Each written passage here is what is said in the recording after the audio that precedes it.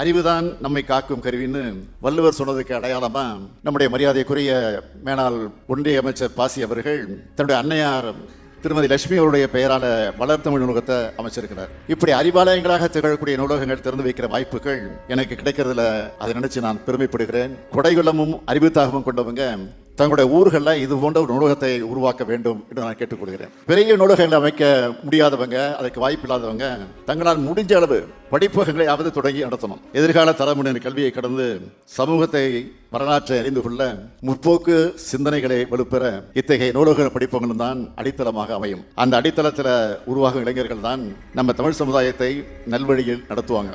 சென்னை அண்ணா நூற்றாண்டு நூலகம், மதுரை கலைஞர் நூற்றாண்டு நூலகம், கோவையில் அமைய உள்ள தந்தை பெரியார் நூலகம், திருச்சியில் அமைய உள்ள நூலகம் தமிழ்நாட்டுக்கு அடையாளமா பெருமையை சேர்க்கக்கூடிய அடிப்படை வழங்க போகிறது.